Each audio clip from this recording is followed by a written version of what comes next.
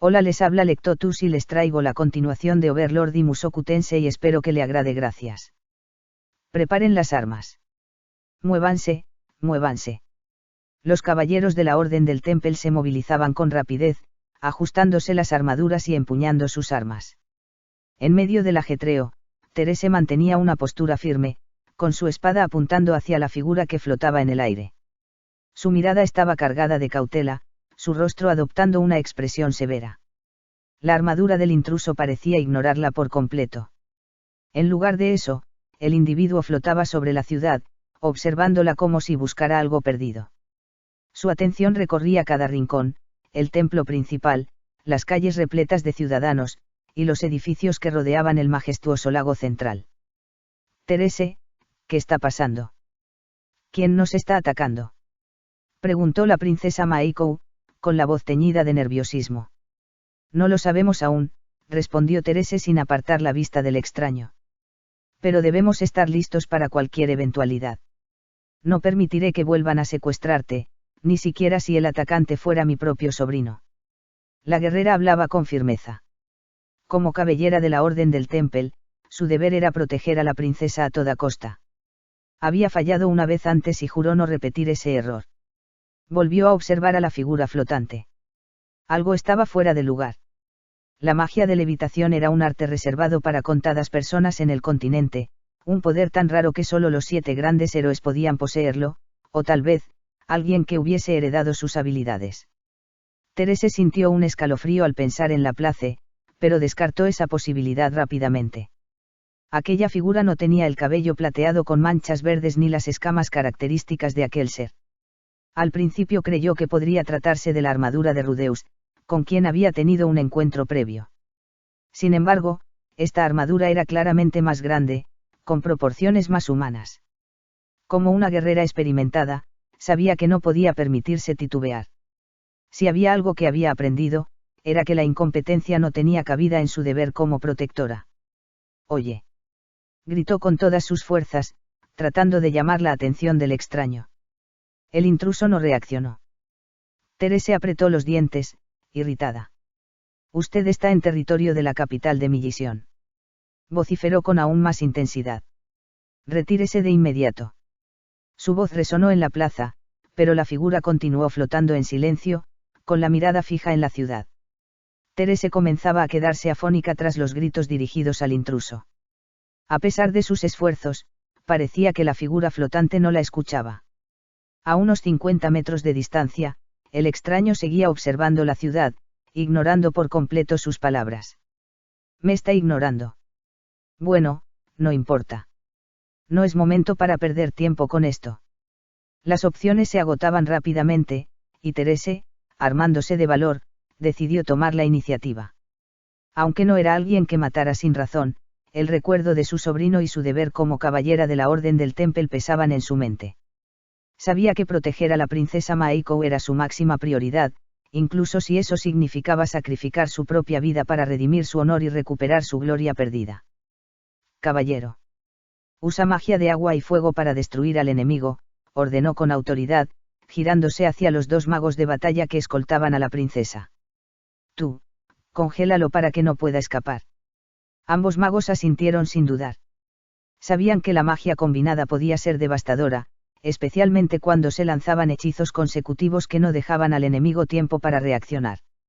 Esta técnica, conocida como magia fusionada, era un arte avanzado que combinaba varios elementos para maximizar el daño y la velocidad de los ataques. «Debemos ganar tiempo hasta que llegue la caballería pesada», añadió Therese con determinación. Uno de los magos, un veterano entre los más fuertes de la Orden del Temple, avanzó hasta colocarse frente a la princesa. Sin titubear, levantó su bastón y comenzó a conjurar. Esta orden, temida en todo el continente, era una de las 3 principales fuerzas del templo. Sus inquisidores se encargaban de erradicar la herejía y vestían imponentes armaduras azules, simbolizando su lealtad a la facción que defendía la pureza contra las razas demoníacas. El mago, con voz firme, pronunció su hechizo. «Frost Nova». Una luz brillante emanó del bastón, cegando momentáneamente a todos los presentes. Una ráfaga de 3 colas heladas emergió con un estruendo ensordecedor, disparándose hacia la figura flotante. El aire se llenó de una fría tensión que hacía que incluso los guerreros más curtidos sintieran escalofríos. El impacto de la ráfaga fue tan intenso que el suelo tembló levemente. Sin perder tiempo, el segundo mago comenzó a recitar su propio conjuro, elevando su voz con fervor. Por los vientos sagrados y el fuego infernal, le confiero este poder para aniquilar a mis enemigos. Otórgame el máximo potencial en esta magia divina. Gritó, antes de pronunciar el nombre del hechizo. Flashover. Un destello cegador iluminó la zona, acompañado de un calor abrasador que contrarrestaba el frío dejado por la ráfaga anterior. Ambos ataques, coordinados con precisión, se dirigieron hacia el enemigo con una fuerza implacable, buscando neutralizarlo de una vez por todas. Una inmensa cantidad de maná emanó del mago mientras recitaba su conjuro final. Utilizando un complejo encantamiento, canalizó todo su poder para potenciar el hechizo, liberando una descarga de energía devastadora. Cuando los dos hechizos impactaron contra el objetivo, el resultado fue una explosión masiva que sacudió la tierra y aturdió a varios soldados en las cercanías. La intensa liberación de maná provocó una onda de luz tan brillante que muchos se cubrieron los ojos con el brazo, tratando de protegerse del destello cegador. La explosión era visible desde todos los rincones del reino. Su intensidad llamó la atención de los soldados apostados en los alrededores, quienes, junto a sus caballos, comenzaron a galopar sin descanso hacia el lugar de la detonación. Debemos llegar con la princesa de inmediato, permiso. Exclamó un soldado, jadeante mientras agitaba su espada para abrirse paso entre las filas. Incluso el Papa, en el corazón del reino, escuchó el estruendo. Interrumpiendo su labor en las oficinas del gran templo, salió rápidamente al balcón, frunciendo el ceño al ver las ventanas destrozadas por la onda expansiva. Las calles se llenaron de confusión. Ciudadanos aterrados buscaban refugio en sus hogares mientras los fragmentos de vidrio caían al suelo. Los caballeros de la Orden de la Iglesia patrullaban, tratando de mantener el orden. Todos a sus casas. Retírense mientras nos encargamos de esto. Gritó uno de ellos con autoridad, ayudando a evacuar a los civiles. La Orden de la Iglesia, encargada de la defensa nacional de Millisión, no tardó en movilizarse. Vestidos con armaduras completas de un gris apagado, adornadas con el emblema del continente de Millisión, estos soldados eran el brazo protector del reino. Aunque mantenían una postura neutral en cuanto a la expulsión de las razas demoníacas, su lealtad a la seguridad del continente era indiscutible. El ejército de Millisión estaba compuesto por 3 órdenes principales de caballeros y se consideraba la segunda fuerza militar más poderosa del mundo, solo superada por un reino legendario que aún susurraban los historiadores. Habían sobrevivido a las guerras de la Place gracias al liderazgo de los 7 héroes y la fuerza combinada de los caballeros sagrados y los clanes de la raza bestia. Sin embargo, los conflictos internos y las intrigas políticas no eran ajenos a ellos, asesinatos entre facciones rivales dentro de la religión de Milis no eran desconocidos. Terese, observando los efectos de la explosión, mantuvo una postura firme mientras esperaba la llegada de los refuerzos de la Orden de la Iglesia. Su expresión era una mezcla de determinación e ironía. Sabía que aquella explosión había superado todas las expectativas. Desde la derrota de su sobrino, había trabajado incansablemente junto a sus magos y caballeros para reforzar tanto los ataques mágicos como las defensas de su orden. El combate contra la armadura de Rudeus había sido una lección dolorosa, pero también un catalizador para evolucionar sus estrategias. A lo largo de los años, la Orden del Temple había demostrado su capacidad para adaptarse a nuevas amenazas y perfeccionar sus tácticas.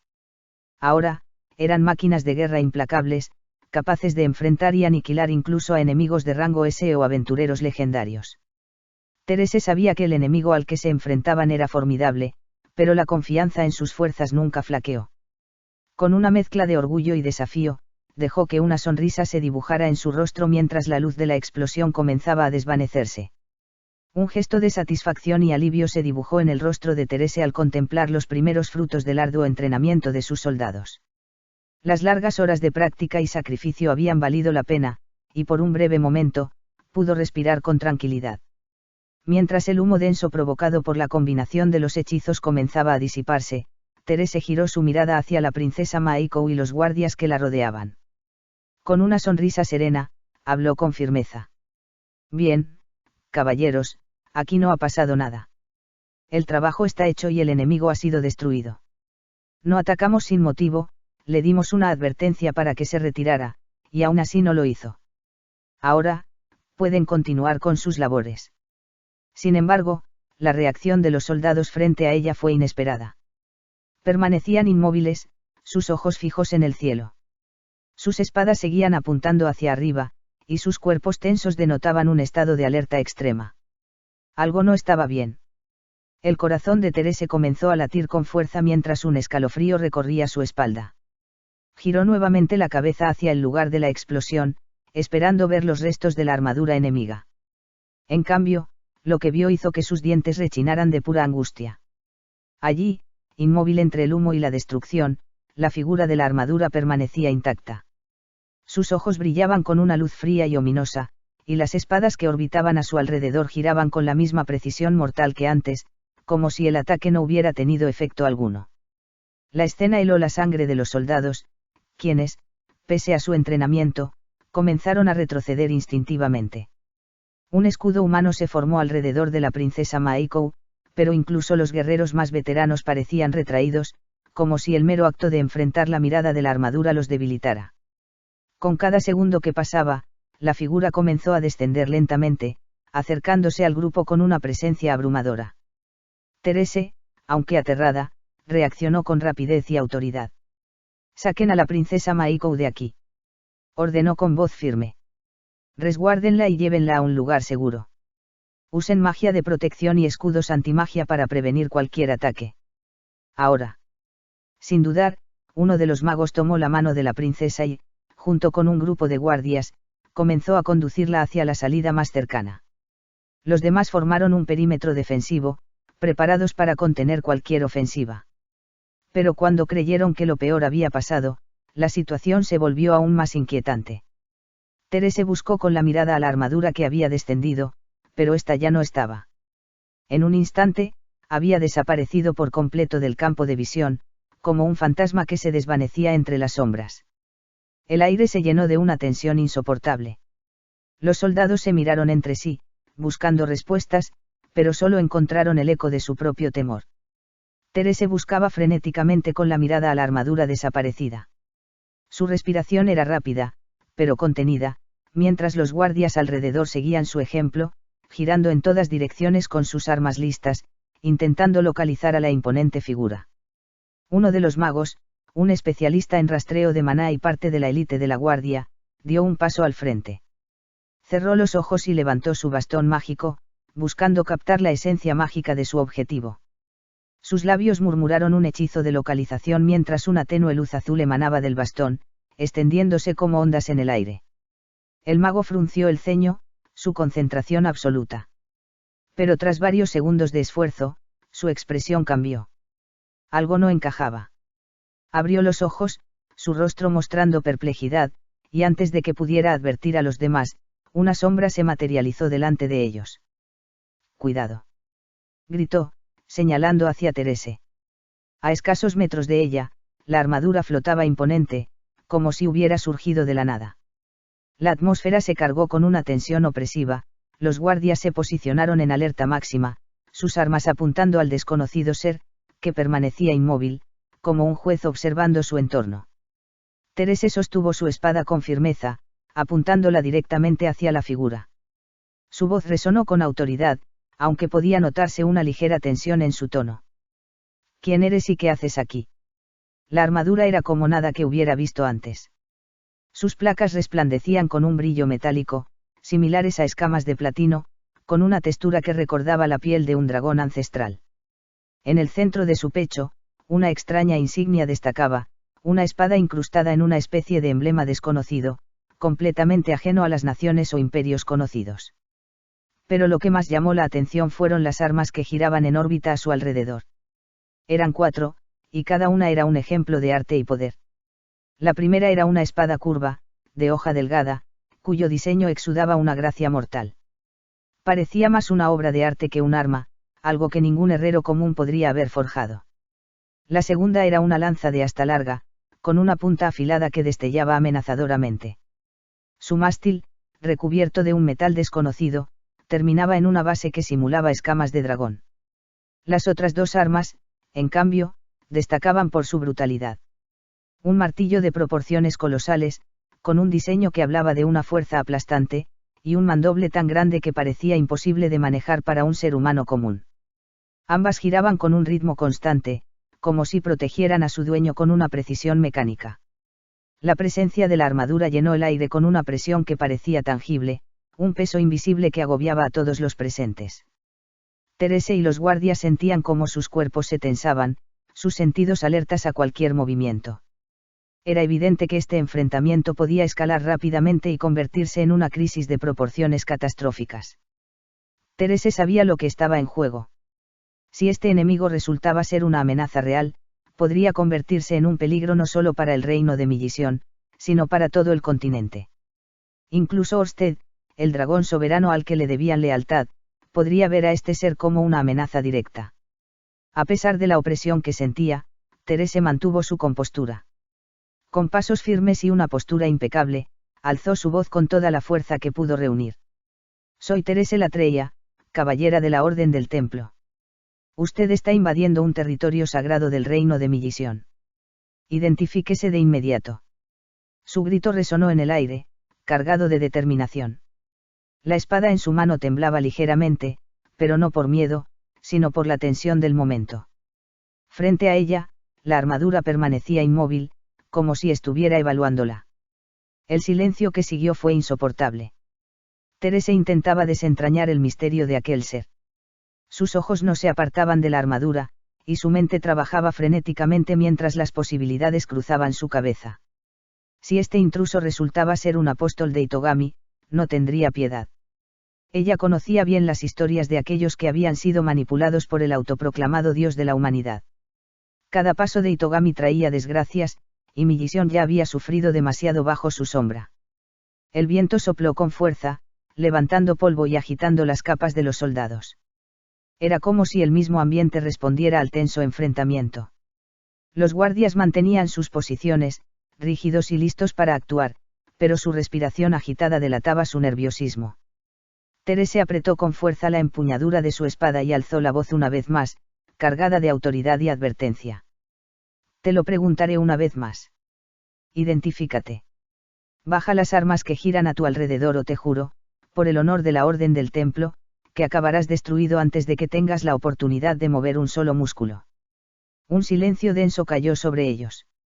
Todo parecía congelado en el tiempo, salvo por el viento que soplaba, haciendo crujir las hojas de los árboles y mecer las capas de los caballeros. La tensión era casi insoportable. Entonces, para sorpresa de todos, la armadura habló. Pero lo que salió de su interior no eran palabras reconocibles, sino un idioma extraño, casi alienígena. Su tono era firme, pero imposible de descifrar. Teresa frunció el ceño, incapaz de ocultar su desconcierto. ¿Qué dijiste?, exclamó, su voz reflejando una mezcla de frustración y cautela. Los guardias intercambiaron miradas nerviosas. Su entrenamiento les había enseñado la importancia de aprender múltiples idiomas para evitar malentendidos con aventureros o forasteros. Pero aquel lenguaje era completamente ajeno, como si proviniera de un tiempo o lugar desconocido. Teresa bajó ligeramente la espada, no por falta de precaución, sino para intentar entender mejor lo que ocurría. No te entiendo. Es la primera vez que escucho un idioma como ese, dijo con firmeza, aunque su tono suavizó ligeramente al notar la falta de agresión directa. Era como si las palabras de la armadura fueran una mezcla de todos los idiomas conocidos, un rompecabezas lingüístico imposible de resolver. La armadura se movió lentamente, levantando una mano con gesto deliberado. Teresa y los guardias tensaron sus músculos, listos para cualquier ataque, pero en lugar de eso, el ser volvió a intentar comunicarse. De su interior surgieron palabras de nuevo, pero seguían siendo incomprensibles. Teresa trató de discernir algo, cualquier patrón o intención en aquellas frases. A medida que pasaban los segundos, su frustración se mezcló con una creciente curiosidad. Lo siento, pero no puedo entenderte. Si estás tratando de comunicarte, este no es el camino adecuado, respondió finalmente, intentando sonar conciliadora, aunque su postura seguía alerta. Tras un momento, la armadura bajó su mano y volvió a colocarse en una posición firme, inmóvil. Era como si estuviera evaluando qué hacer a continuación. Teresa respiró profundamente, intentando analizar la situación. A pesar de la agresión inicial, parecía que este ser no tenía intenciones hostiles, al menos por ahora. Ella sabía que, como caballera de la Orden del Templo, el deber no siempre era blandir la espada, sino también comprender y buscar la verdad en situaciones inciertas. Está bien, dijo para sí misma en un susurro, su mente trabajando con rapidez. Si no puedo entenderlo, debo cambiar mi enfoque. Quizá haya algo más que podamos hacer. Volteó ligeramente hacia uno de los magos, manteniendo la mirada fija en la armadura. Prepárate para usar un hechizo de traducción. Tal vez podamos encontrar una forma de comunicarnos con este ser. Era un riesgo, pero también una oportunidad. Teresa sabía que, si actuaban con demasiada agresividad, podrían convertir a un posible aliado en un enemigo mortal. La clave estaba en manejar la situación con inteligencia y control. Teresa se esforzaba por mantener la calma mientras sus pensamientos corrían a toda velocidad. Si este sujeto era un héroe perdido o alguien que se había extraviado, cualquier acción precipitada podría empeorar la situación. Tal vez no entendía el idioma común, pero su falta de agresión hasta ahora indicaba que no buscaba un conflicto inmediato. Respiró hondo y alzó la voz con firmeza. A mi señal, bajen las armas. Los caballeros la miraron incrédulos, intercambiando miradas de desconcierto. Capitana. ¿Está sugiriendo que bajemos las armas? Preguntó uno de los soldados, aferrándose a su alabarda como si su vida dependiera de ello. Es un invasor, ha cruzado territorio sagrado y entrado en un área restringida, intervino otro, con el ceño fruncido mientras su mirada alternaba entre Teresa y la armadura. Obedezcan.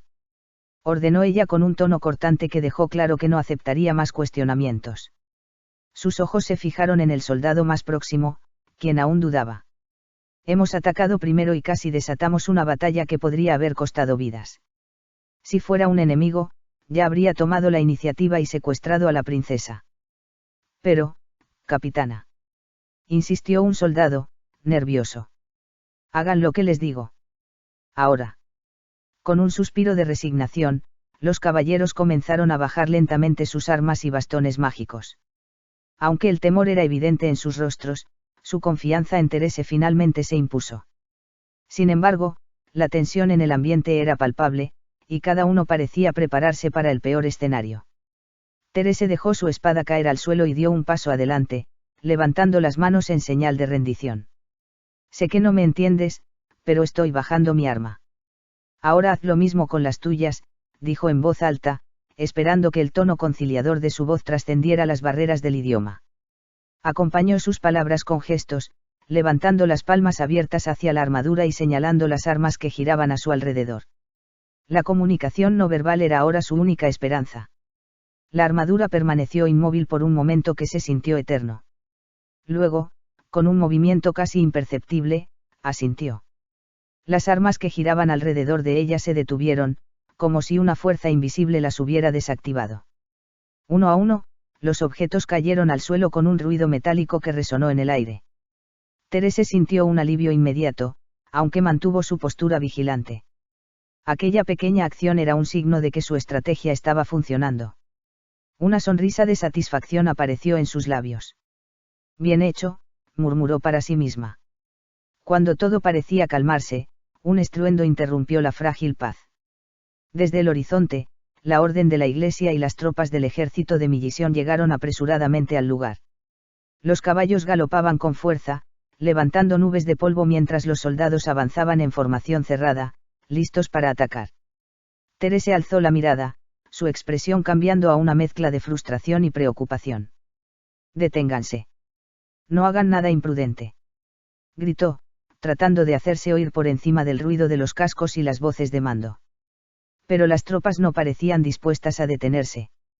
La llegada de refuerzos había traído consigo una nueva ola de tensión, y cualquier error ahora podría desencadenar un conflicto que Teresa había estado luchando por evitar. Los arqueros se apostaron estratégicamente en los balcones del templo, mientras los escuderos formaban una sólida línea defensiva frente al santuario. Los caballeros, con espadas desenvainadas, irradiaban una furia contenida, dispuestos a defender el espacio sagrado a toda costa. El brillo de las armaduras reflejaba el sol, acentuando la tensión en el aire. Alrededor del templo, más de 1000 soldados rodearon el santuario y los jardines, acompañados por magos tanto de ataque como de apoyo, listos para desatar su poder mágico al menor indicio de amenaza.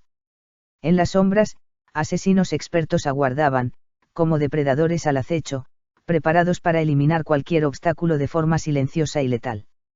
El primer hombre en romper la tensión fue un jinete imponente, montado sobre un robusto caballo de guerra. Sus medallas relucían en el pecho de su armadura, símbolos de numerosas victorias pasadas. Su presencia emanaba autoridad y determinación. Con voz firme y cargada de desprecio, pronunció: «No sé quién seas, pero serás aniquilado aquí y ahora». Terese reaccionó al instante, avanzando con rapidez hacia el hombre, su mirada cargada de ira y preocupación. «Belmondo. ¿Qué crees que estás haciendo? Esta es mi lucha, no la tuya. Retira a tus hombres de aquí de inmediato». El hombre sobre el caballo la miró fríamente, sin mostrar el más mínimo atisbo de duda. Belmondo, hijo de Galgard, era un veterano curtido en innumerables batallas. Como teniente comandante del Grupo Flecha, de la Orden de la Iglesia, su reputación era tan temida como respetada. Su rostro, marcado por cicatrices, y su único ojo restante parecían juzgar a Terese con severidad. «Esto ya no es asunto tuyo, Latreia», respondió con un tono cortante. «Esta es una cuestión de la Orden de la Iglesia. Es nuestra responsabilidad proteger el territorio sagrado y la seguridad nacional». Terese sabía que sus palabras tenían peso. Las leyes eran claras, cualquier invasión a territorio sagrado o violación de las normas era considerada una amenaza directa al reino. Sin embargo, ella no estaba dispuesta a dejar que esta situación escalara. «Escúchame», replicó Terese con firmeza. «Esa criatura ya se rindió. No sabemos qué consecuencias habrá si vuelves a atacar».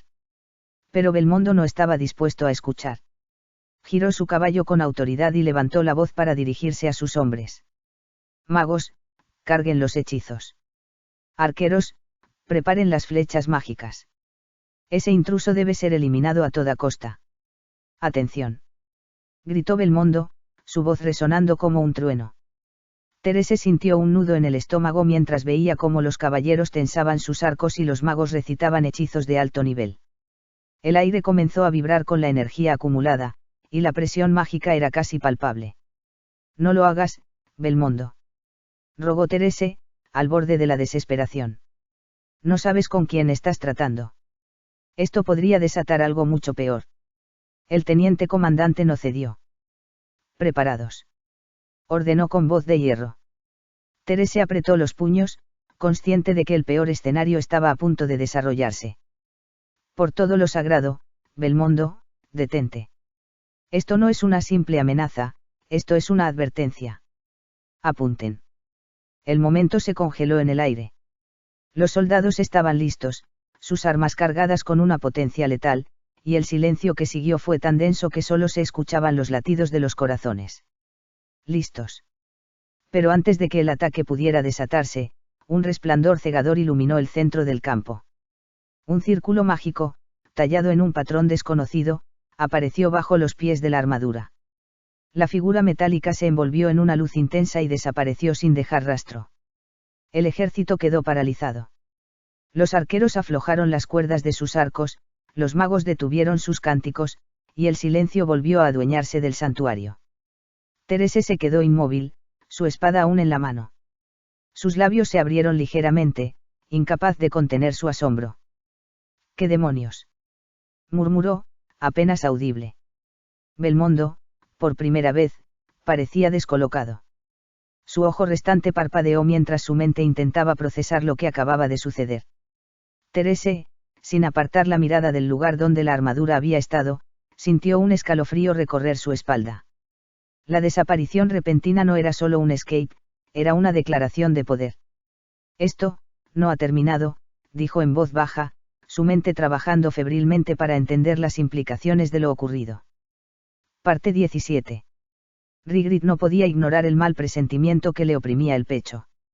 Desde el momento en que Tsain Dorcus Baision, conocido como el Dragón Platino, decidió llevarse la armadura, supo que aquello era un error. Había intentado razonar con él, argumentando que transportar ese objeto cargado de incertidumbre y peligro era una apuesta demasiado arriesgada, pero sus palabras habían sido en vano. Esto es imprudente, Saint Dorcus. No sabemos lo que esa armadura esconde, y jugar con lo desconocido puede desatar algo que no podamos controlar. El dragón, fiel a su carácter protector y decidido, la ignoró con una calma que casi rayaba en la indiferencia. Para él, la protección de Eriwentiu y la lucha contra posibles amenazas eran prioritarias, incluso si eso significaba arriesgar su propia seguridad. Rigrid sabía que, en el fondo, el dragón platino tenía una naturaleza bondadosa. Durante siglos había intervenido en los conflictos de los humanos, enfrentándose a dioses demoníacos y jugadores extranjeros que ponían en peligro la estabilidad del mundo. Pero últimamente, su enfoque parecía estar cambiando. Ahora, su atención estaba volcada casi por completo en Eriwentiu, como si esa ciudad y su legado fueran lo único que importara. Mientras observaba el majestuoso cuerpo de Tsain Dorcus, inmóvil como una estatua de plata viva, no pudo evitar sentirse inquieta. Cuando se conectaba con la armadura, su conciencia abandonaba su cuerpo dracónico, quedando completamente expuesto y vulnerable. Era una maniobra peligrosa, pero necesaria, su mente solo podía estar en un lugar a la vez, y ahora estaba inmersa en el interior de aquella misteriosa reliquia. Rigrid apretó los puños, conteniendo el impulso de interferir. Sabía que interrumpir la conexión podría ser contraproducente, pero la incertidumbre la carcomía por dentro. Espero que estés haciendo lo correcto, Tsain Dorcus. Murmuró, más para sí misma que para él. Finalmente, exhaló un suspiro resignado y apartó la mirada. Si bien no podía evitar preocuparse, sabía que insistir en ese momento solo sería un obstáculo. Era una espectadora en un juego que escapaba a su control, y lo único que podía hacer era esperar, y estar lista para enfrentar las consecuencias de las decisiones del dragón platino. Con esa conclusión, Rigrid dio media vuelta, abandonando el lugar, aunque su mente seguía atrapada en el remolino de pensamientos que aquella escena había desatado. Tratando de apartar la sensación de malestar que la invadía, Rigrid se dirigió hacia la planta superior del castillo, buscando distraerse de los pensamientos que la agobiaban. Esa inquietud que se instalaba en su estómago, como un peso incómodo, no podía dejarla en paz, y en un intento por alejarla, decidió explorar un lugar que, aunque familiar, siempre había evitado, las otras plantas del castillo. Nunca antes se había sentido atraída por las demás áreas del castillo. En su mente, los pasillos que conducían a las plantas superiores no eran más que territorios destinados a quienes eran dignos de tal poder y riqueza. Sentía que no pertenecía a ese mundo de lujos y grandeza, por lo que había preferido mantenerse alejada. Sin embargo, al haber sido testigo, aunque fugazmente, de los suntuosos detalles que adornaban los pasadizos, no pudo evitar sentirse atraída por lo desconocido. Las alfombras de fina seda, tejidas con hilos tan suaves y complejos que solo un sastre de habilidades excepcionales podría haberlas confeccionado, se desplegaban a lo largo de los pasillos como un manto de lujo. Los candelabros colgaban del techo, iluminando suavemente las paredes y creando un ambiente casi etéreo. Las pinturas que decoraban los pasillos eran verdaderas obras maestras, retratando la llegada de los 8 reyes de la codicia con tal nivel de detalle que parecían cobrar vida propia. La magnificencia de esos detalles era sobrecogedora, un mundo completamente diferente al de Rigrid, tan alejado de su realidad. Lo que el dragón platino le había contado sobre el castillo solo aumentaba su fascinación. Según Tsain Dorcus, la estructura del castillo no era simplemente una edificación común, estaba llena de secretos y magia ancestral. Las plantas superiores estaban ocultas a la vista, protegidas por hechizos de invisibilidad e intangibilidad. Las habitaciones y pasillos se conectaban entre sí mediante gigantescos pasadizos secretos que se ajustaban a la voluntad de quien los recorría. Lo más sorprendente, sin embargo, era el funcionamiento de las escaleras. No se trataba solo de una estructura física, sino de un sistema mágico que respondía al deseo de quien las utilizaba. Cada vez que alguien pensaba en qué planta deseaba estar, las escaleras cambiaban de dirección, guiándolos sin necesidad de magia visible. Era como una especie de teletransportación, pero solo mediante el movimiento físico de las escaleras que, con un simple pensamiento, reorientaban su trayectoria para llevar al individuo a su destino. Rigrid avanzaba por los pasillos con curiosidad, dejando que el aire fresco del castillo acariciara su rostro, mientras pensaba en todo lo que aún no comprendía de ese misterioso lugar y sus secretos. El sistema de traslación dentro del castillo era increíblemente eficiente, ideal para realizar mandados o moverse de un lugar a otro sin perder tiempo. A pesar de lo práctico que resultaba, Rigrit había escuchado que este sistema llevaba el nombre de relatividad de Hessier, un término algo confuso y extraño para ella, pero prefería no darle demasiada importancia. Tal vez, pensó, era una denominación relacionada con los 8 reyes de la codicia, como todo lo demás en ese castillo. El castillo de los 8 reyes de la codicia era una fortaleza colosal, una estructura que desafiaba las leyes de la lógica. Estaba compuesto por varias habitaciones monumentales conocidas como salones, que no solo servían para dividir el espacio del castillo, sino que también funcionaban como mundos enteros dentro de sí mismos. Cada uno de estos salones parecía un universo propio, tan vasto y tan impresionante que al entrar en ellos, uno no podía evitar sentirse pequeño e insignificante. El castillo se extendía por un diámetro de aproximadamente 500 metros de largo y unos 120 metros de altura, lo que lo hacía visible a kilómetros de distancia. La magnitud de la estructura era abrumadora, un verdadero coloso de piedra y magia. Por otro lado, los salones, aunque también de proporciones descomunales, eran lo suficientemente grandes como para que la percepción de su tamaño pareciera casi ilimitada.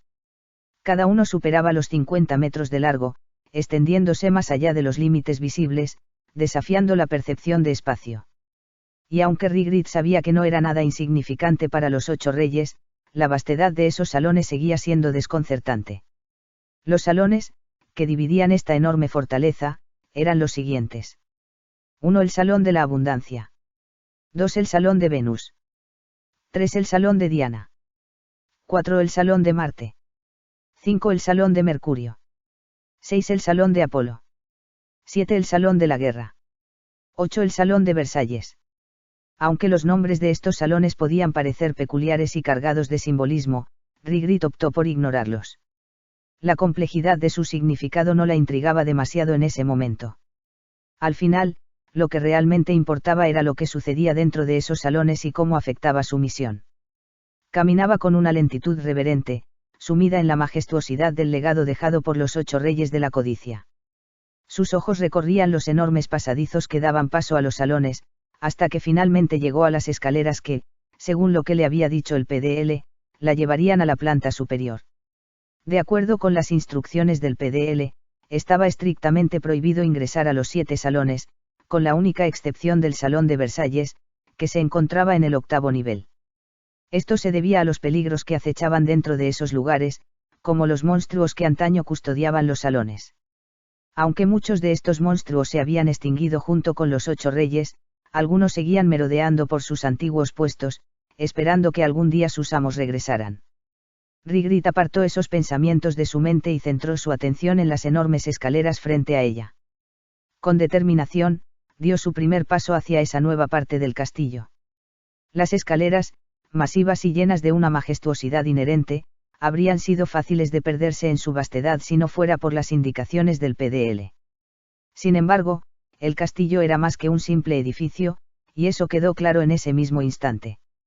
Como si fuera un truco de magia, las escaleras comenzaron a moverse, cambiando de dirección a medida que ella subía. Pero lo más sorprendente era que la gravedad no parecía tener efecto sobre ellas.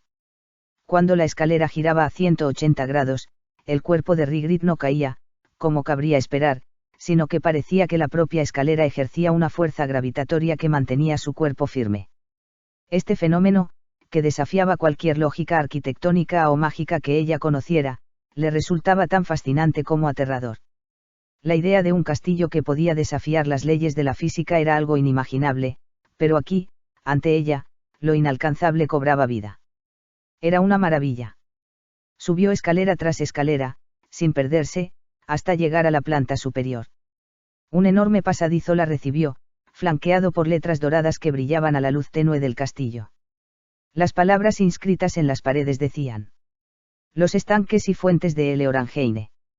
Una valla de oro, normalmente un obstáculo para cualquier intruso, estaba abierta esta vez, invitándola a entrar. Y así lo hizo. Al traspasar la entrada, Rigrit se sintió como una niña pequeña, asombrada por la magnificencia del lugar que se desplegaba ante sus ojos. Llamarlo jardín era un insulto. Lo que se extendía ante ella era más bien un parque inmenso, completamente cerrado, que contenía monumentos majestuosos y vastos bosques.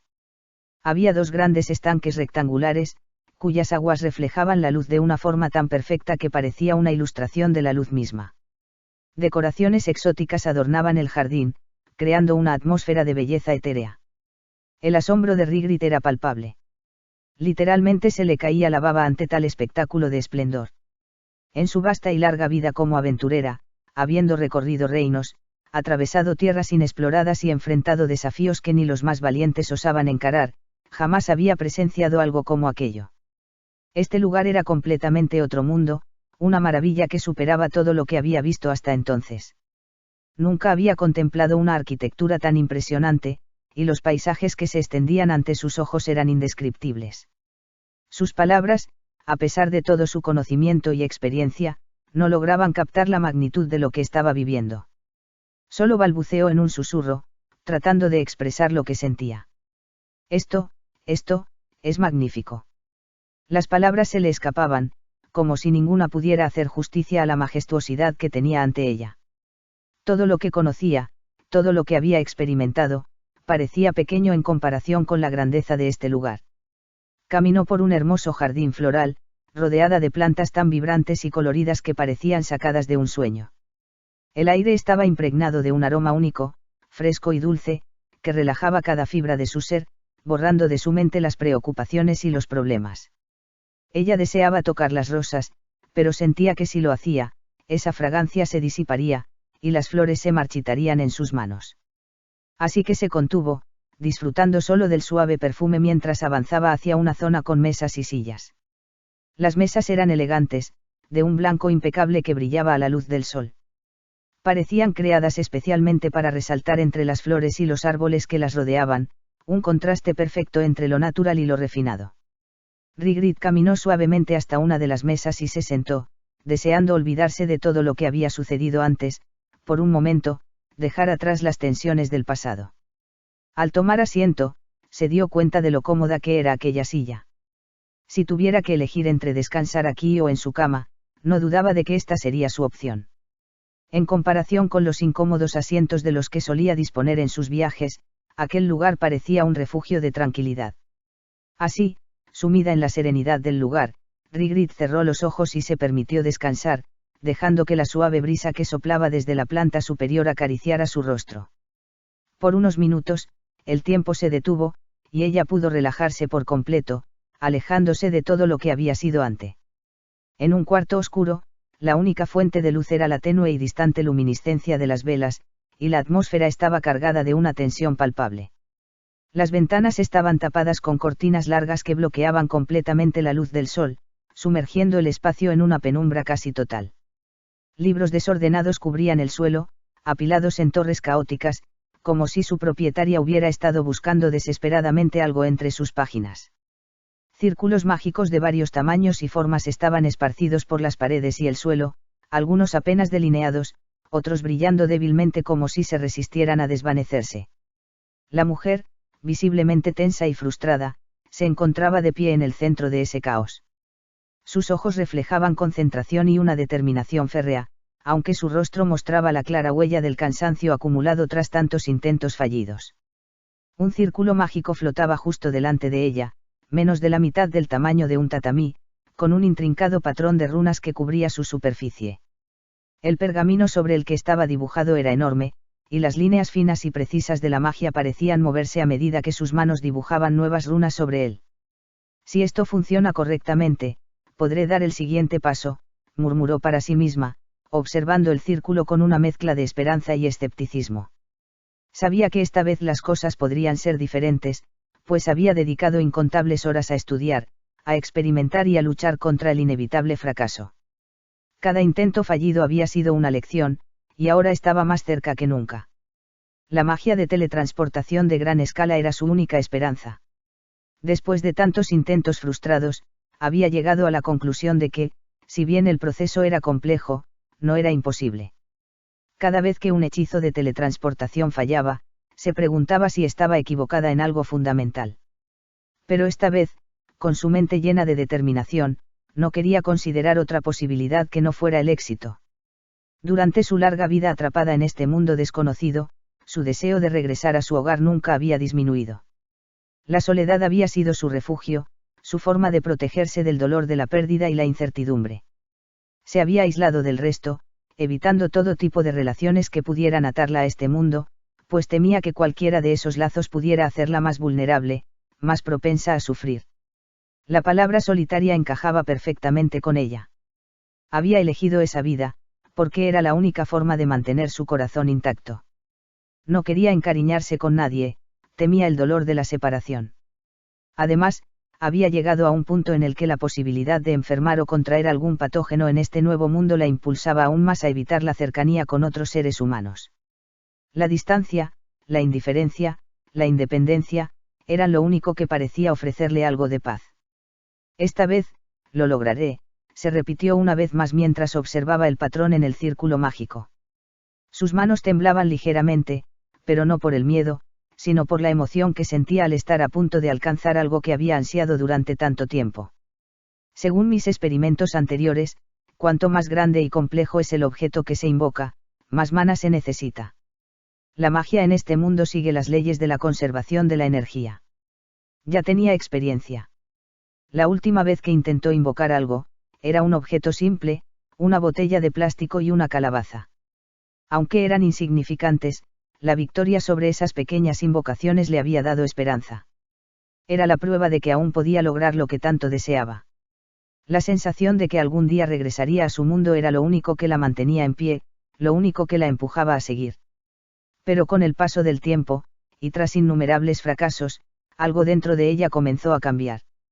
Tal vez, pensaba ahora, su destino no era regresar a su mundo. Quizá, de alguna manera, había sido predestinada a quedarse aquí, hasta que pudiera comprender el propósito de su presencia en este mundo extraño, hasta que encontrara la razón de su existencia aquí, entre la magia y la soledad. Pero a pesar de todo esto, Nanaoshi no se dio por vencida. Lo que más deseaba en ese momento era recuperar su diario, aquel hermoso libro en el que había plasmado todos los recuerdos preciosos de su vida pasada.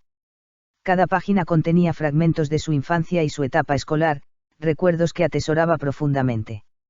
Recordaba las cenas familiares llenas de risas y bromas entre hermanos, momentos que siempre le causaban una cálida sensación en el corazón.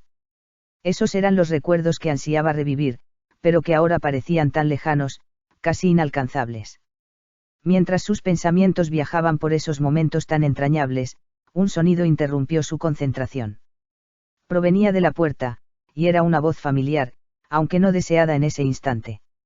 Nanaoshi, ¿estás ahí? Tengo que entregarte algo.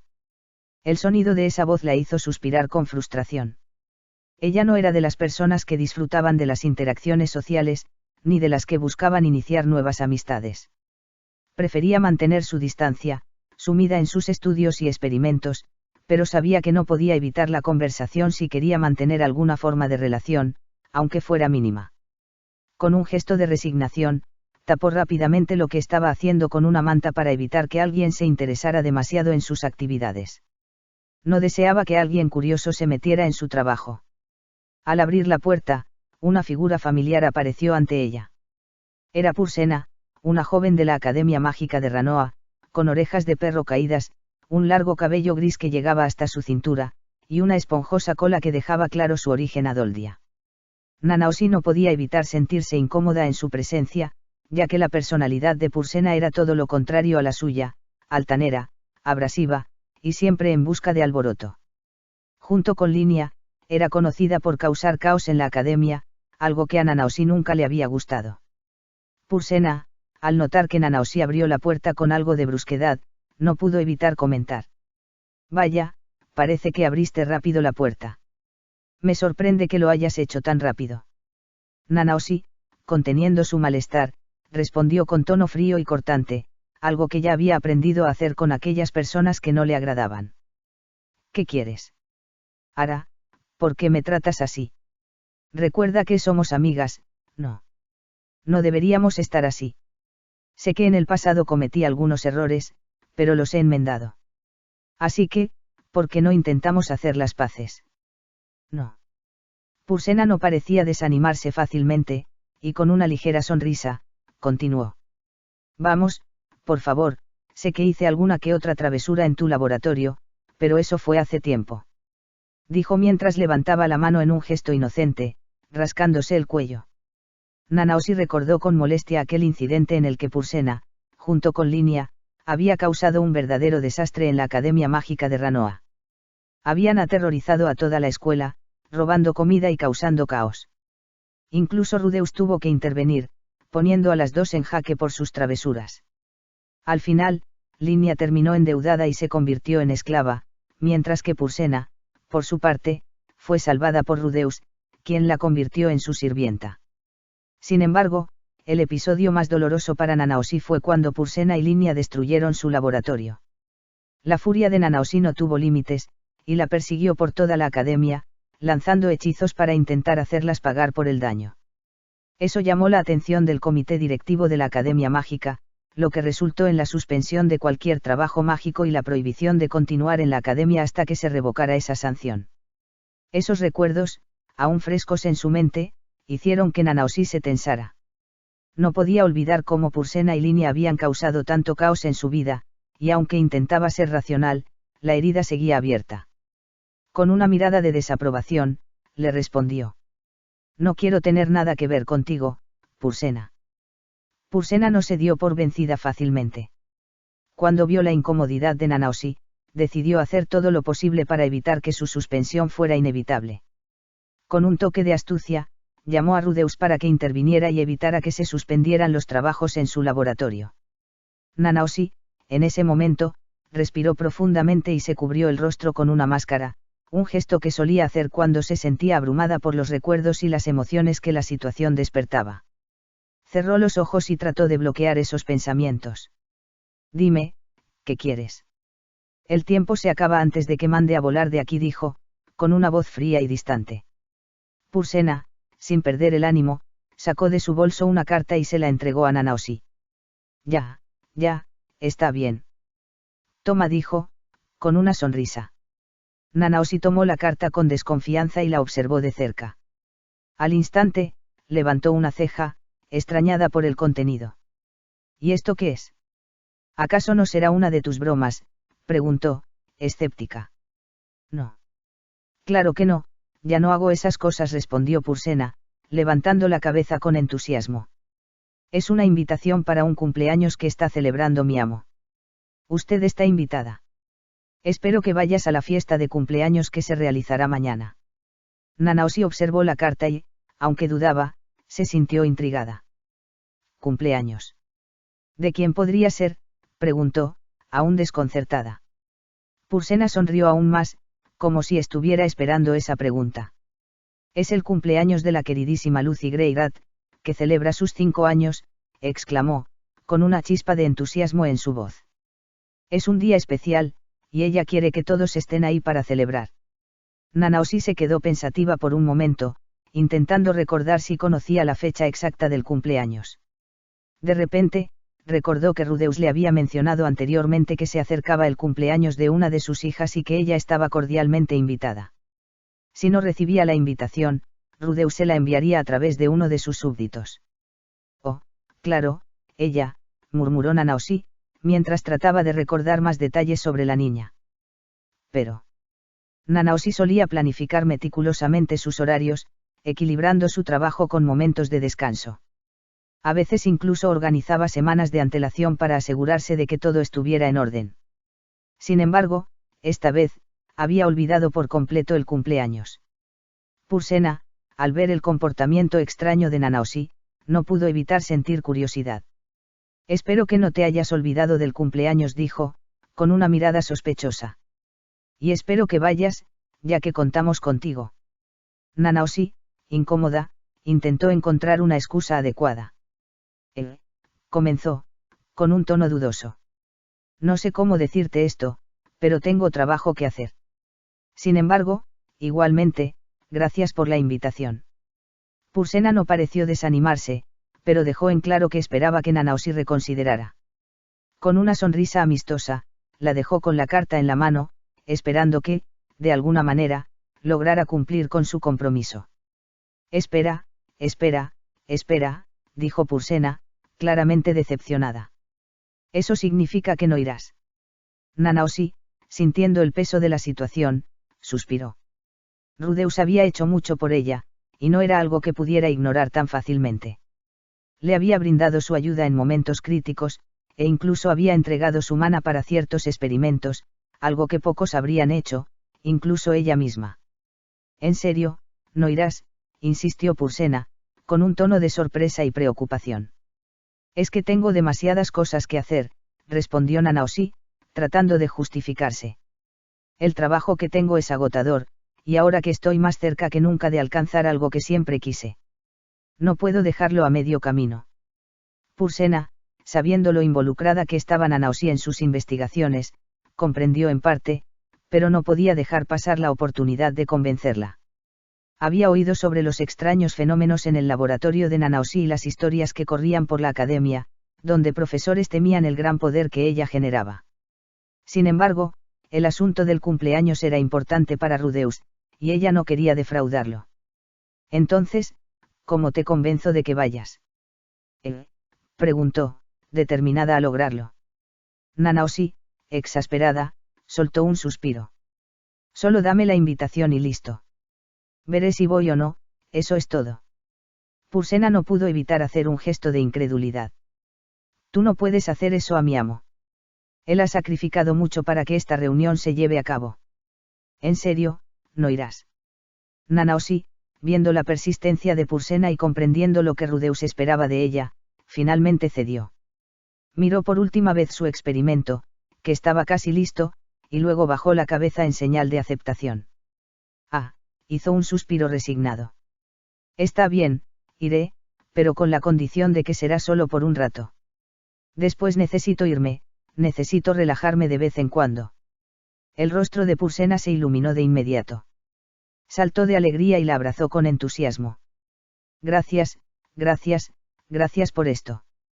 Mi amo estará muy contento y optimista. Estoy segura de que no lo vas a defraudar. Ya, está bien, ahora suéltame, exclamó Nanaoshi, tratando de zafarse de su abrazo. Pursena, completamente emocionada, dejó de abrazarla y salió de la habitación con un salto de felicidad. Nanaoshi, por su parte, volvió a sus quehaceres y, con una mirada pensativa, dejó la carta junto a una vela encendida para asegurarse de no olvidarla. Con una pequeña daga, rompió el sello de la carta y comenzó a leer, preparándose para el evento que, aunque no era lo que había planeado, ahora formaba parte de sus compromisos. Nanaoshi leyó la carta lentamente, los ojos recorriendo cada palabra con una mezcla de curiosidad y desgano. La familiar caligrafía de Rudeus le hizo sentir una extraña sensación de calidez, a pesar de su actitud habitual de indiferencia. Querida Nanaoshi. Espero que no hayas olvidado nuestro último encuentro y que estés bien. Me alegra saber que sigues en la Universidad Mágica, ya sea estudiando o buscando alguna forma de regresar a tu mundo. Estoy seguro de que algún día lo lograrás. Pero pasando al tema principal, espero que vengas a la fiesta de cumpleaños de mi hija, como lo prometiste. Sé que dijiste que irías, y sería un honor que vinieras para visitarla. El regalo es opcional, pero no sería malo si pudieras hacerlo. Habrá sorpresas y pasteles, algo que mi esposa preparó. El sabor y el aroma son fantásticos, como siempre los recordé. Espero verte allí, para que podamos conversar más sobre el tema que tanto te intriga, y para que conozcas a mi familia. Atentamente. Rudeus Greirat. PD, la receta de pastel que me diste es fantástica. No recordaba lo delicioso que era. Gracias por eso.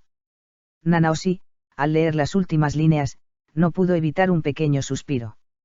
La carta era cálida, genuina, y la mención de su receta de pastel la hizo sonrojarse un poco, a pesar de sí misma.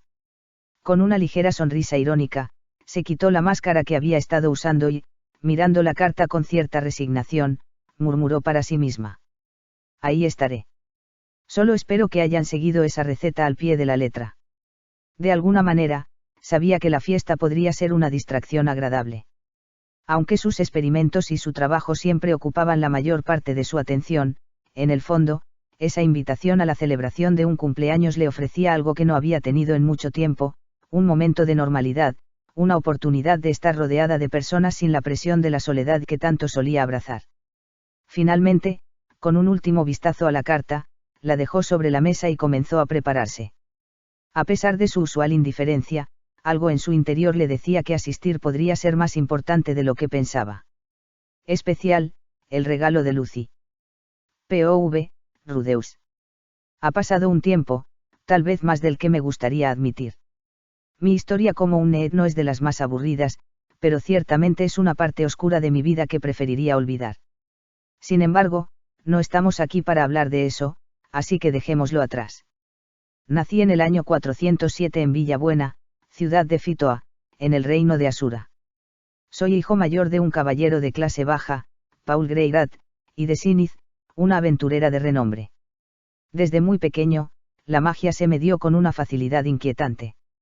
A los 3 años, ya mostraba signos de ser un prodigio. Por eso, mi padre decidió contratar a Roxy Migurdia como mi tutora. Gracias a ella, aprendí a controlar magia de agua a un nivel que muchos magos adultos no podían igualar. A los 5 años, ya era capaz de realizar magia de agua de nivel santo. En el año 417 ocurrió el incidente de la transportación, y, junto con Eris, me vi transportado a la región de Bingoya, en el continente demoníaco. Fue allí donde conocí a Rugierd Supardia, un ser temido en toda la región, quien nos ayudó a regresar a Fitoa. Durante ese tiempo, conocí a Zanova y Cliff, 2 chicos que, con el tiempo, se convertirían en aliados leales. A los 13 años, partí hacia el norte del continente central en busca de mi familia. Fue en ese viaje cuando comencé a ser conocido como Quagmire. Qué nombre más extraño, la verdad. No me gustaba, pero tampoco tenía mucho poder para cambiarlo. Cuando tenía 7 años, descubrí mi talento y fui invitado a unirme a la casa Bourias Greirat, un honor que me concedió el señor feudal de Fitoa. Allí, además de enseñar magia a Eris, comencé a trabajar en algo que me apasionaba, crear muñecas de barro. Años después, Eris se convertiría en la famosa reina de espadas, y me enorgullece decir que tuve algo que ver con su formación. En el año 422, me mudé a la ciudad mágica de Siaria, en el continente de Ranoa, donde me matriculé en la Universidad Mágica por recomendación de Ginas Alfas, el subdirector. Allí, derribé a Pursena y Lilina, y también a Badigadi, el señor inmortal, lo que me valió el reconocimiento como el mago más fuerte de la universidad. A los 16 años, me convertí en el guardián de Ariel Anemo y Asura, y también me casé con SYLPHY, una maga talentosa. Fue en ese momento cuando decidí establecerme en la ciudad mágica de Siaria. En ese mismo año, recibí la noticia de que había encontrado a mi madre, Sinith, y partí de inmediato para llevármela al continente Vegarrito. El tiempo ha pasado, y muchas cosas han cambiado, pero aquí estoy, aún con vida, aún buscando respuestas, aún buscando mi lugar en este mundo. Con la cooperación de Nanaosi, Osa Island Seven Stars, utilicé la tecnología para teletransportarme y acortar el viaje lo máximo posible hasta allí. Junto a Paul Greirat, Elin Alice, Gesen Ucadia y Taland, logramos conquistar uno de los laberintos de teletransportación, pero, lamentablemente, mi padre falleció en el proceso. Ese día perdí 2 cosas importantes, a mi padre y a mi madre, quien había quedado en un estado vegetal. Fui arrastrado por la depresión, la tristeza me embargó, pero mi mentora, Roxy Migurdia, fue quien me sacó de esa oscuridad. En un giro inesperado, ella se convirtió en mi segunda esposa. En el año 425, luché junto a Eris contra el legendario dios dragón Orsted en el bosque a las afueras de Siaria. La batalla fue brutal, devastadora, hasta el punto de destruir parte del bosque. Pensé que ganaría, pero perdí. Sin embargo, de esa derrota surgieron 2 cosas que cambiaron mi destino. Obtuve una armadura poderosa y, por alguna razón, Orsted me convirtió en su emisario. Esa pelea tenía un propósito. La primera razón era por orden de Itogami, para evitar que Orsted matara a mi familia. La segunda, supongo, era evitar que le hiciera daño a Ariel Anemosura. Como consecuencia, Ariel se convirtió en mi tercera esposa. En ese mismo año, participé en la Gran Guerra Civil por el trono de Asura. Luché contra el emperador del norte, Ouber Courbet, el rey del norte, y la diosa del agua, Rey Darreya. No sé cómo, pero salí victorioso. Fue en ese momento que logré poner a Ariel en el trono. En 427, fundé el grupo de mercenarios Rudo en la ciudad mágica de Siaria, delegando la responsabilidad a mi hermana Aisa. Después de graduarme de la Universidad Mágica, me dirigí al continente de Milis para rescatar a mi madre, que había sido secuestrada por mi abuela. Y así, más o menos, transcurrió mi historia. Podría contar más, pero lo resumí lo mejor que pude. Ha sido una historia larga, llena de momentos que me formaron a lo largo y ancho de este mundo. He hecho amigos, he adquirido enemigos, y mi vida ha cambiado más de lo que imaginaba. Pero ahora no estamos aquí para hablar de eso. Este es el presente, y es lo que realmente importa. Como era costumbre, me desperté lo más temprano posible para no interrumpir el sueño de las 3 mujeres que aún estaban en la cama. Al observarlas, los recuerdos de todo lo que hemos pasado juntos llegaron a mí. Jamás imaginé que, en algún punto de mi vida, llegaría a tener una familia como la que tengo ahora, en este mundo. Decidí salir del dormitorio para lavarme la cara en el baño. Mientras me miraba al espejo, noté algo peculiar, mi cabello había cambiado. Ahora era blanco, o al menos parcialmente blanco, una marca del encuentro con Orsted hace tiempo. Después de salir del baño, me dirigí a la recámara de los niños. Quería ver cómo estaban, especialmente a una niña que, al día siguiente, cumpliría 5 años. Nunca había experimentado un cumpleaños real en mi vida anterior. En mi antiguo mundo, siempre me mantenía al margen, aislado en la sombra mientras los demás se burlaban de mí, observando mi vida desmoronarse. Pero eso, claro, es una historia para otro día. Por eso, siempre quise saber cómo sería celebrar el cumpleaños de mi propia hija. Nunca imaginé que tendría una vida tan llena de eventos familiares como este. Al llegar a la recámara, me di cuenta de que el espacio estaba un poco apretado. Había poca comodidad en la habitación, lo que me hizo pensar que era hora de remodelar la casa, considerando un futuro familiar mucho más grande y planificado. Pursena, que estaba sirviendo el desayuno con una sonrisa en el rostro, hizo una ligera pausa antes de responder, claramente feliz de ver a su señor en ese estado de calma, algo que rara vez sucedía. Sí, Rudeusama respondió con entusiasmo, he enviado las invitaciones a todos los que pueden asistir. Están esperando su llegada. Todos están muy emocionados por el cumpleaños de Lucy. Va a ser un día muy especial. Rudeus asintió, un poco distraído mientras tomaba un sorbo de su bebida, pensativo.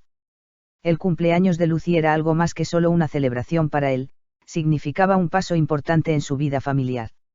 La pequeña, junto con su hermana Lara, representaba una nueva generación, un futuro que él esperaba guiar de la mejor manera posible. Perfecto, murmuró, volviendo a concentrarse en su desayuno. Recuerda que también invité a algunos amigos cercanos. No quiero que falten, aunque sé que hay muchos que todavía no han podido adaptarse completamente. Pursena asintió, comprendiendo la importancia de esos eventos. No solo era un cumpleaños, era un día en el que la familia y los amigos debían reunirse, no solo para celebrar, sino para afianzar aún más los lazos que los unían. Todo está bajo control, Rudeusama dijo con una pequeña sonrisa. Me he asegurado de que todo esté listo para el evento. Lucy estará muy feliz. Rudeus sonrió levemente, aunque con una mirada pensativa. A pesar de los desafíos que había enfrentado, los sacrificios y las pérdidas, momentos como estos le daban la oportunidad de redimir su pasado y construir algo duradero, algo que valiera la pena. Espero que así sea, dijo mientras miraba su taza, sumido en sus pensamientos. Espero que pueda ser una buena fiesta para todos, especialmente para Lucy. El sonido de la respiración tranquila de sus hijos en la otra habitación y el aroma de la comida que se servía en la mesa le ofrecían una rara sensación de paz, pero también de responsabilidad. Como siempre, el equilibrio entre sus deberes y su deseo de proporcionar a su familia una vida mejor no sería fácil, pero sabía que haría todo lo posible para que los suyos tuvieran lo que él no había tenido en su pasado. Con una última mirada hacia la puerta cerrada de la recámara de los niños, se levantó y se preparó para afrontar el día. Había mucho por hacer, y este cumpleaños no solo marcaría un nuevo año en la vida de Lucy, sino también un capítulo más en su propia historia. Vamos a hacer que este día sea especial, pensó mientras se dirigía hacia la puerta, dejando atrás la calidez de la casa, listo para enfrentar los desafíos que lo esperaban fuera. Rudeus terminó su desayuno rápidamente, ya que su mente estaba ocupada con muchas cosas, especialmente el cumpleaños de Lucy que se celebraría al día siguiente. Mientras se preparaba para salir a comprar el regalo que había prometido, Pursena se acercó con una bandeja en las manos, visiblemente preocupada. Rudeus-sama, se olvidó de algo, dijo, mirando hacia su mesa con atención. Rudeus se detuvo y la miró confundido por un momento. Olvidé algo más. Pursena suspiró, con una ligera sonrisa de resignación. El postre, Rudeus-sama. Siempre olvida el postre. Rudeus se quedó en silencio un segundo, asimilando lo que le decía. Se había sumergido tanto en sus pensamientos sobre el cumpleaños de Lucy y otros asuntos que ni siquiera había notado que había dejado de lado el pequeño pastel que Pursena había preparado con tanto esmero. Cierto. Exclamó, riendo un poco avergonzado. Me había olvidado por completo. Pursena le entregó el pastel con una sonrisa indulgente. No importa, lo preparé especialmente para usted. Asegúrese de disfrutarlo, aunque sea un poco más tarde. Gracias, Pursena. Lo tomaré después, pero ahora debo ir al mercado a comprar el regalo para Lucy. Rudeus tomó el pastel, pero lo dejó a un lado por un momento. No quiero llegar tarde, y no quiero que se me olvide nada. Sí, claro, entiendo, respondió Pursena, su expresión volviendo a un tono serio pero amable. Pero recuerde, Rudeus-sama, Lucy estará muy feliz si también le dedica algo de tiempo a su regalo. No lo haga a prisa.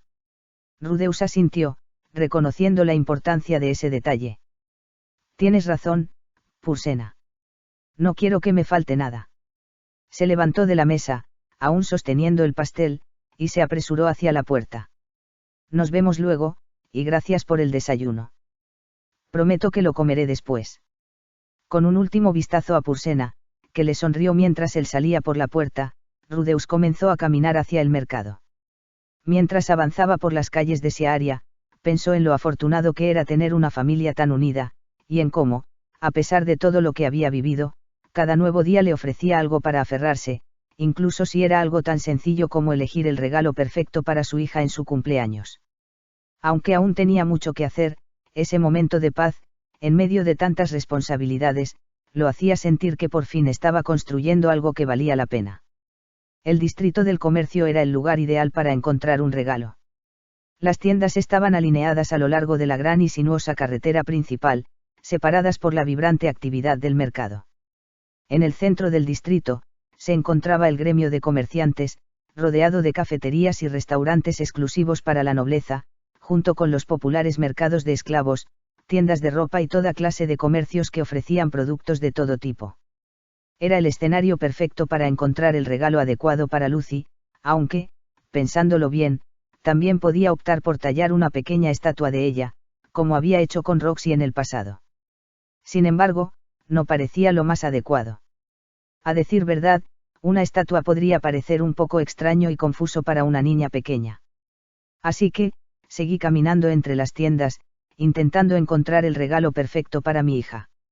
Los mercaderes no tardaron en acercarse, ofreciéndome sus productos con entusiasmo.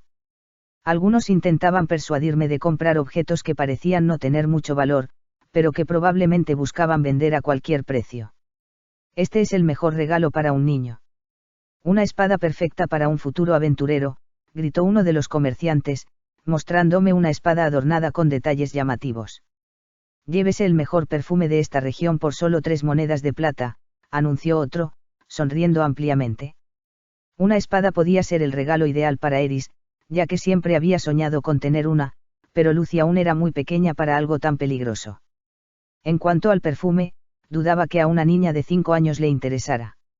De repente, una sensación de frustración me invadió. Las pocas veces que había pasado tiempo con Lucy me hacían sentir distanciado de ella. La niña a veces huía cuando intentaba acercarme, y aunque sabía que parte de esa distancia era consecuencia de las aventuras que me habían mantenido ocupado, me dolía no poder acercarme más a ella. No quería repetir los mismos errores del pasado, ni los de mi vida anterior. Seguí caminando, mirando una y otra vez los estantes, pero no encontraba nada que pareciera adecuado para una niña tan pequeña. Todo lo que me ofrecían eran baratijas que no parecían tener el más mínimo valor sentimental. Estaba a punto de rendirme, cuando algo llamó mi atención al fondo de una tienda. A través de un panel de vidrio, pude ver algo que resaltaba, una pequeña pulsera de oro. Su diseño delicado era simple pero elegante, y lo que me llamó la atención fue que parecía el tamaño perfecto para la muñeca de Lucy. Pensé que, además, podría personalizarla con su nombre grabado en la superficie. Esto es perfecto, murmuré para mí mismo, mientras la tomaba cuidadosamente en mis manos. Sentí una chispa de satisfacción al saber que había encontrado el detalle ideal para mi hija. La pulsera no solo era un objeto hermoso, sino que representaba el tipo de regalo que mostraría cuánto me importaba, sin necesidad de palabras. Mis ojos no podían apartarse de la pulsera mientras la contemplaba a través del vidrio. Podía imaginar perfectamente la expresión en el rostro de Sylvie cuando vea el regalo que le llevaba a casa. Era un detalle simple pero cargado de significado, algo que reflejaba el amor que sentía por mi hija. Sin pensarlo dos veces, decidí comprarla, asegurándome de que llevara grabado el nombre de Lucy y sus iniciales. El dinero, para ser honesto, no era un problema para mí, mis ingresos superaban lo que podía gastar, por lo que darme algunos lujos de vez en cuando no me preocupaba. La pulsera costó unas 10 monedas de oro, un precio algo elevado, pero lo consideraba una inversión más que justa para mi hija. Después de la compra, guardé la pulsera en una caja pequeña y la escondí en lo más profundo de mi escritorio, en un rincón donde solía guardar mis cosas y donde también planeaba mis misiones. Sabía que ni Roxy, ni Sylvie, ni Eri se acercaban mucho a este lugar, era mi refugio personal, un pequeño espacio donde podía tener privacidad y tranquilidad. Con el regalo asegurado, el siguiente paso era preparar la fiesta de cumpleaños para Lucy, que se celebraría en casa. Sin embargo, aún me faltaba decorar y hacer que todo estuviera perfecto para el gran día. Afortunadamente, contaba con algunos amigos que se ofrecerían a ayudarme con los preparativos, y sabía que con su apoyo, podríamos tener todo listo a tiempo. Con todo eso en mente, me sentí aliviado y satisfecho. El día de mañana sería especial, no solo para Lucy, sino para toda nuestra familia. Ya solo quedaba darle el toque final a la celebración, y sabía que, con el esfuerzo de todos, sería un evento memorable. Mundo de 6 caras, localización desconocida. En un mundo desconocido de 6 caras, un dragón albino yacía reposando en la cima de una montaña helada. Había permanecido dormido durante más de 200 años, y la falta de consciencia del paso del tiempo le hizo perder por completo la noción de dónde se encontraba. Su forma era imponente y desconcertante, un dragón albino con la cabeza de una serpiente y una larga cola que terminaba en una punta afilada, similar a un látigo. Su cuerpo, robusto y extraño, no se asemejaba al de un dragón tradicional, sino que sus alas, grandes pero inusuales, y sus ojos rojos como la sangre, rasgados verticalmente, eran los detalles más distintivos de su apariencia. Confuso, observó a su alrededor. Se encontraba en lo alto de una montaña desolada, cubierto por una gruesa capa de nieve que parecía extenderse hasta donde la vista alcanzaba. En un principio pensó que había dormido tanto tiempo que el mundo a su alrededor había cambiado, pero al observar con más detenimiento la posición del sol y las estrellas, pronto se dio cuenta de que estaba en un lugar completamente desconocido para él. Lo más inquietante era la desaparición de sus guardianes, los zombis que durante años lo habían protegido. Ya no quedaba rastro de ellos, solo la capa de piel blanca que se había desvanecido con el paso del tiempo. La frustración lo invadió, ya que había invertido un enorme esfuerzo en mantener ese escudo de protección durante siglos, y ahora todo se había esfumado sin previo aviso. Lleno de ira y molestia, agitó sus alas con furia, provocando un estruendoso rugido que resonó en toda la montaña, un sonido aterrador que se extendió por el vasto y helado paisaje.